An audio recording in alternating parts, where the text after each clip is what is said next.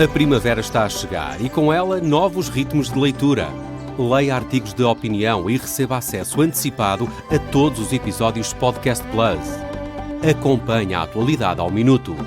Assine hoje o Observador com até 58% de desconto e habilite-se a ganhar uma tote bag e um voucher da Livraria Almedina. Tudo em observador.pt.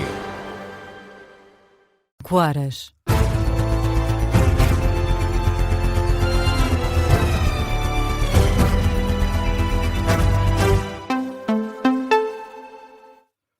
Boa noite, eu sou o Ricardo Lopes. Tempo de atualizar as notícias na Rádio Observador. Portugal empatou a 0 com o México no primeiro jogo de preparação para o Campeonato do Mundo. Um jogo particular sem grande história. Portugal fez apenas um remate à baliza mexicana em cada uma das partes. Roberto Martínez apostou em algumas surpresas. A formação portuguesa começou com Rui Silva na baliza, Mateus Nunes na lateral direita e Samu Costa no meio-campo. Na segunda parte, o selecionador nacional fez 9 alterações, 7 delas logo ao intervalo. Entraram jogadores como Vitinha, João Neves e Cancelo. Destaque também para o regresso de Paulinho, o avançado não vestia a camisola das esquinas há quase 6 anos. Para Augusto Inácio, ex-internacional português que acompanhou o jogo em direto aqui na Rádio Observador, a seleção nacional tem até ao Mundial para afinar alguns momentos do jogo, em especial a finalização. A falta de capacidade de decisão no último passe, para servir melhor os colegas para poder finalizar. Portugal realmente poderia ter feito aí muito mais. Enfim, tirando tudo isso, foi um jogo em que realmente também os jogadores, embora revelassem aqui ou acolá o cansaço, eu diria que até nem foi assim um jogo tão exigente quanto isso. Comentário de Augusto Inácio, ex-internacional português, destaca também a boa exibição de Pedro Neto, diz que foi a peça mais do plantel nacional. A seleção nacional vai continuar o estágio de preparação para o Mundial, volta a jogar na terça-feira, dia 31, vai jogar contra a seleção dos Estados Unidos, em Atlanta. A partida tem início marcado para a 00:07, hora portuguesa. Mudamos de tema. Aconteceu este sábado o segundo dia de trabalhos do Congresso do PS. Amanhã vão ser eleitos os órgãos nacionais do partido. A relação com o PSD à boleia do acordo com o Chega para a nomeação dos juízes para o Tribunal Constitucional foi um dos temas em destaque neste segundo dia de Congresso Socialista, com ideias divergentes sobre até que ponto deve existir ou não uma ruptura com o PSD, e em particular com Luís Montenegro, caso a posição do PS não seja respeitada na indicação dos juízes para o Palácio Raton. Logo no arranque do dia, o presidente do PS, Carlos César, tentou ditar uma estratégia, mas Miguel Viterbo Dias continuam a existir vozes divergentes. No arranque do dia, o presidente do partido, Carlos César, tentou ditar o tom na relação com o governo. O PS deve continuar a demonstrar querer ser parte das soluções e não apenas parte da crítica e da denúncia, em que deve ser assertivo e distintivo, lembrando ao governo que é dele que depende a estabilidade política. Mas nem todos concordaram. Nós precisamos de uma postura forte. Nós temos que nos dar ao respeito. Nós precisamos de falar para o país, porque o PS é candidato a governar o país e não candidato a parceiro parlamentar deste governo. Miguel Costa Matos, um dos novos jovens turcos do PS, que pede uma oposição mais agressiva.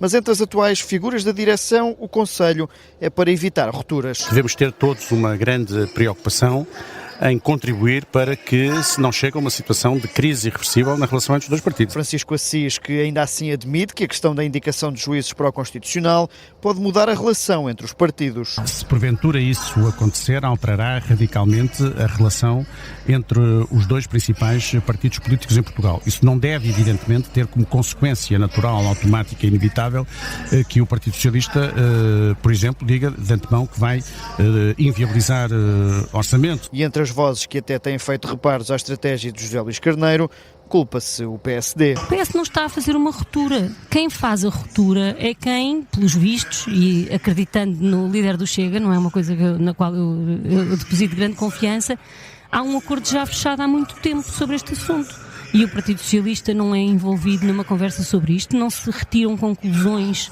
Perguntam, mas isto é uma ruptura, nunca mais falamos, nem olhamos para o orçamento? Claro que não, o Partido Socialista nunca faria uma ruptura dessa natureza. Mariana Vieira da Silva, num dia de congresso que não conseguiu estabelecer uma linha firme sobre a relação entre o PS e o Executivo. Trabalho do jornalista Miguel Viterbo Dias, que está a acompanhar este congresso do Partido Socialista, aqui com a estratégia do PS para lidar com o executivo de Montenegro. Para já, Eurico Brilhante Dias garante que as conversas com os sociais-democratas são para continuar. Há também quem peça ao Presidente da República para intervir de forma recatada nos nomes indicados para o Tribunal Constitucional. Durante as intervenções neste segundo dia de Congresso, alguns socialistas aproveitaram para apontar um desejo. Querem que António José Seguro esteja nos bastidores, com uma postura vigilante sobre a questão dos juízes do Palácio Raton. Entre medos e preocupações, o PS alerta para um desequilíbrio que Carlos Pedro dizem ser de extrema importância para a democracia. Muito se falou do Tribunal Constitucional neste segundo dia de Congresso do PS, numa altura em que parece cada vez mais previsível o cenário em que os socialistas perdem um juiz indicado para o Palácio Raton, continuando o PSD com 5 nomes e juntando-se agora ao Chega com uma indicação. Mas os socialistas vieram a Viseu pedir ajuda ao Presidente da República, que acreditam estar preocupado.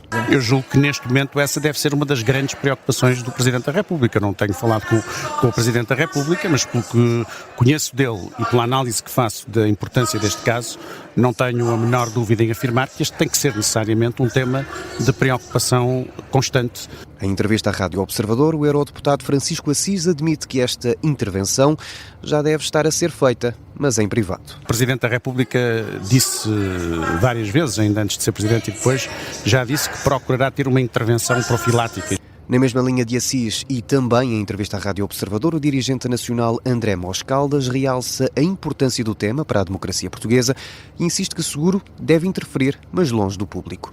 Não deve deixar, no recato que a magistratura de influência lhe confere, de mostrar preocupações com os equilíbrios fundamentais do regime. E, portanto, esta sim é uma questão que tem dignidade para uma intervenção recatada do Presidente da República. Posição partilhada também pela ex-ministra Mariana Vieira da Silva, que considera mesmo positivo que o Presidente se resguarde por agora. De uma forma mais enigmática, a Vice-Presidente da Assembleia da República, Edith Estrela, lembra o resultado das últimas presidenciais para deixar um aviso a António José Seguro. 2/3 dos portugueses rejeitaram a extrema-direita. Espero, aliás, que o Presidente da República, no exercício da sua magistratura de influência e na tomada de decisão, tenha em conta este histórico resultado. Ecos deste segundo dia do Congresso Socialista, no qual muito se falou do Tribunal Constitucional. O ex-ministro Eduardo Cabrita fala de um desafio histórico e, por isso, no partido há quem espere pela interferência do Presidente a partir dos bastidores. O jornalista Carlos Pedro, com a pressão do Partido Socialista ao Presidente da República. Já o antigo Presidente da República, Marcelo Rebelo de Sousa, voltou hoje a ter agenda.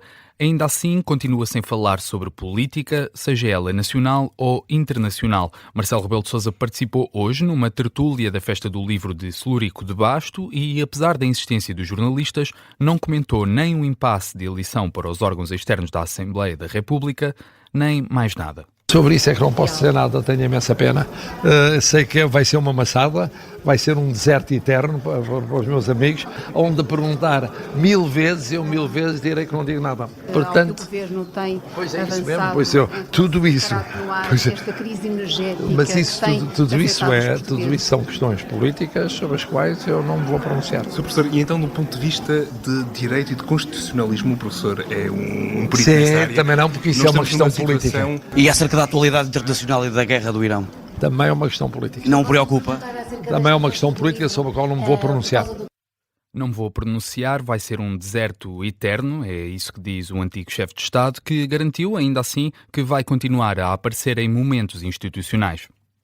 Na atualidade internacional, vamos agora olhar para as últimas atualizações do conflito no Médio Oriente. O Irão acusa os Estados Unidos e Israel de atacarem deliberadamente universidades e centros de investigação. É o que escreve o porta-voz do Ministério Iraniano dos Negócios Estrangeiros. Acusa os dois países de tentar minar a fundação científica e o legado cultural do Irão. Este sábado, os Houthi do Iémen juntaram-se oficialmente à guerra, participaram em ataques contra Israel e esta noite reivindicaram uma segunda operação militar, com recurso a drones e mísseis cruzeiros. Prometem continuar até que Israel acabe com a agressão no Médio Oriente. Notícia de fecho desta edição das 5 da manhã. Eu sou o Ricardo Lopes, estou de regresso daqui a meia hora para uma breve atualização de notícias. Está com a Rádio Observador e está muito bem. Até já.